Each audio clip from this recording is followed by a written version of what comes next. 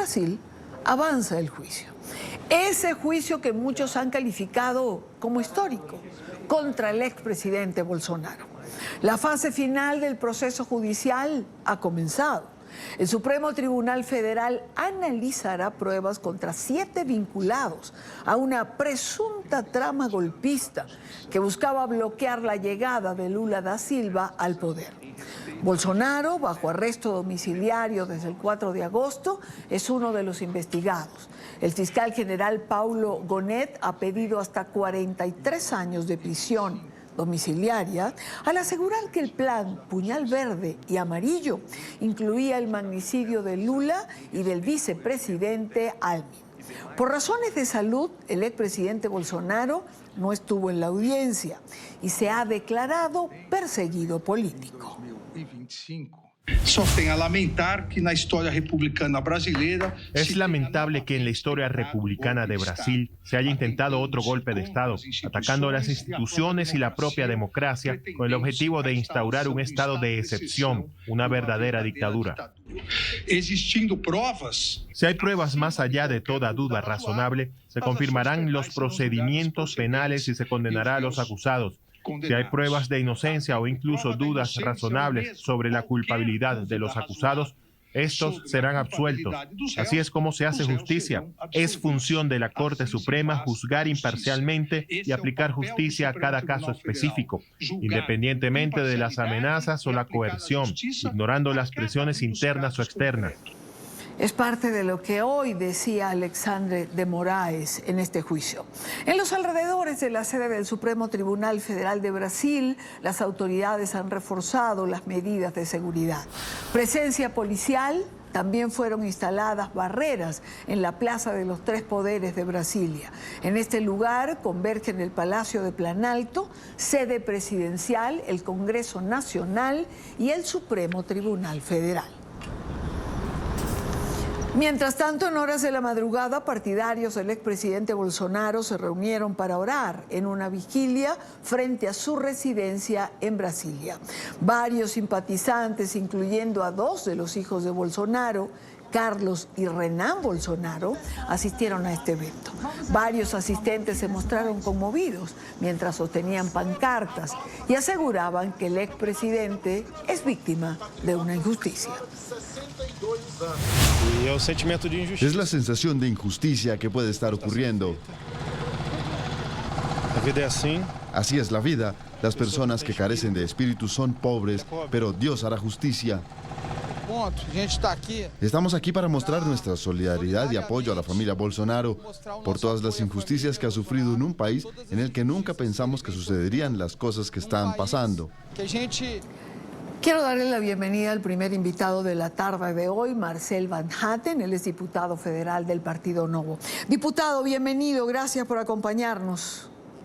Muchas gracias, Dania. Gracias a ti por la invitación y a todos que nos acompañan. ¿Qué esperamos? ¿Qué esperamos de este proceso judicial que comienza hoy ya, digamos que en su fase definitiva? Todo menos justicia. Lo que vemos hoy es una farsa. Y Alexandre de Moraes, el falso juez, ese que estuvo en las pantallas de todos que nos acompañan, ha sido sancionado por el gobierno de Estados Unidos hace más o menos un mes por violaciones de derechos humanos, con la más grave de todas las sanciones, que es la ley Magnitsky. O sea, lo que estamos viendo hoy es que hay un sancionado por derechos humanos, reconocido de esa forma por los Estados Unidos, juzgando a un expresidente por una presunta trama golpista que era absolutamente imposible en un enero que es mes de vacaciones en Brasil, un domingo en donde las autoridades no estaban en Brasilia, ni siquiera Bolsonaro estaba porque Lula ya era el presidente y Bolsonaro estaba en Florida, Estados Unidos. O sea, toda la trama, la presunta trama golpista es una grande fake news.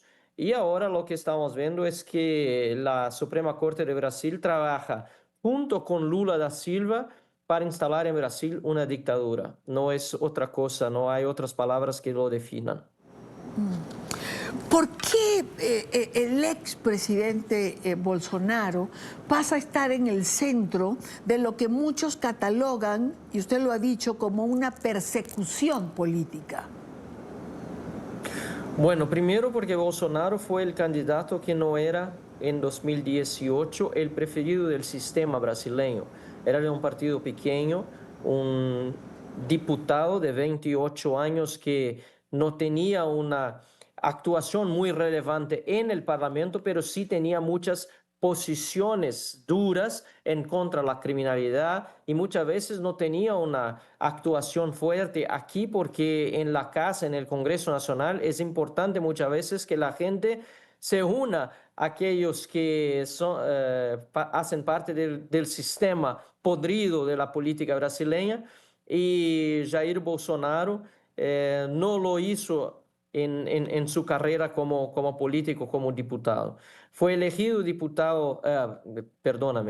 presidente nacional tras una tentativa incluso de matar, de un atentado que sufrió, y bueno, fue presidente por 4 años y durante ese término como presidente sufrió más o menos lo mismo que sufren los presidentes de la derecha en todo el mundo, incluso Donald Trump, que fue una persecución enorme del establishment, de grande parte de la prensa, y bueno, fue un presidente que tuvo muchas dificultades de gobernar, y además de eso, las denuncias de corrupción que pusieron a Lula en la cárcel en 2018 también fueron ampliadas hacia los miembros de la Suprema Corte de Brasil, del Supremo Tribunal Federal, al punto que esos ministros, esos jueces de la Suprema Corte,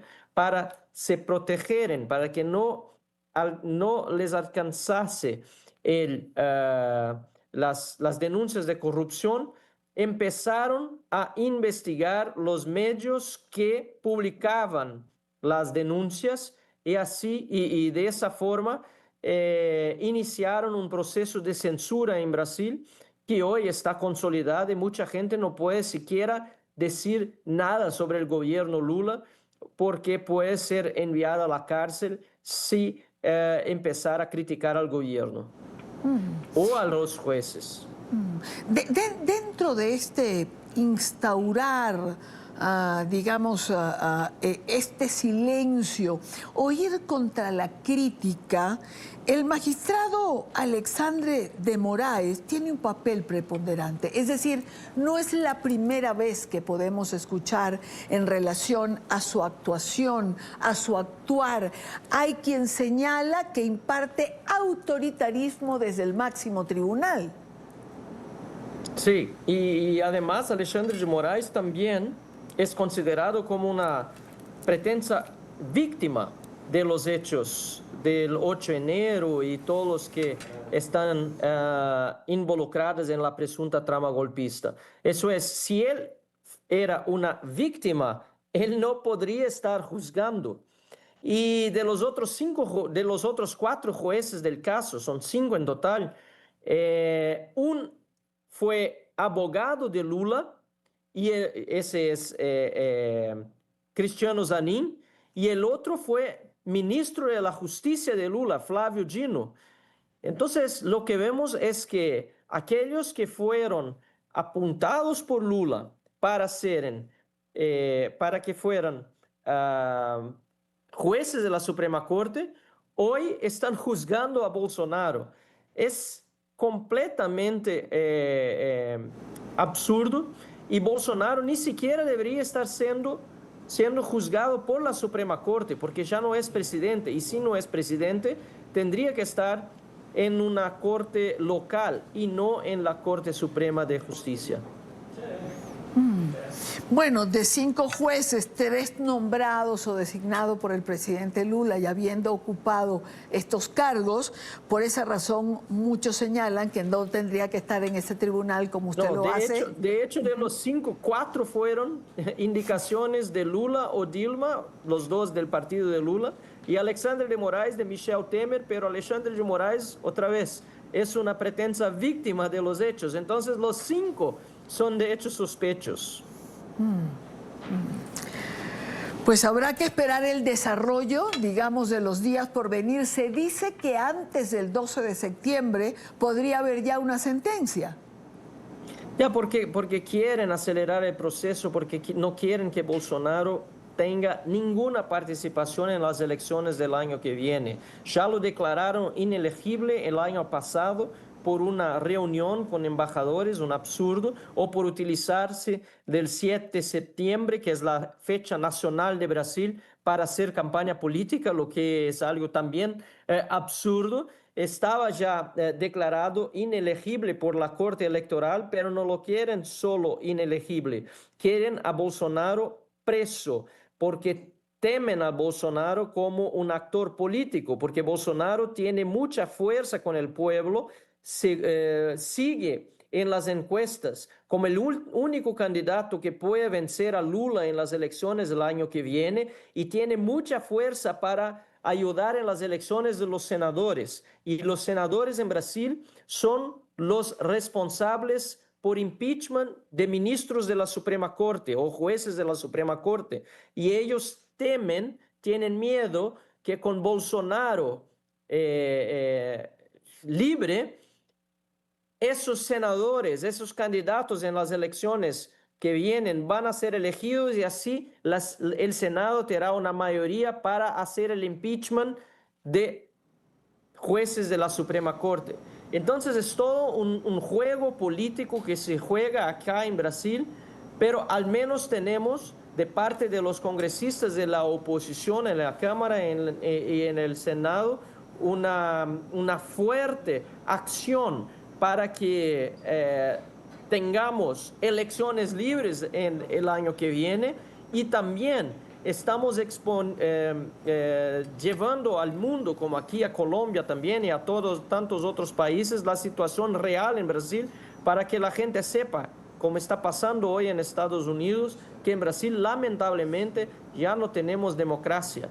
Lamentablemente Brasil es la nueva Venezuela de América del Sur. Es el diputado Marcel Van Hatten quien está con nosotros. Es diputado federal del Partido Novo. Diputado, gracias por el tiempo y por atendernos.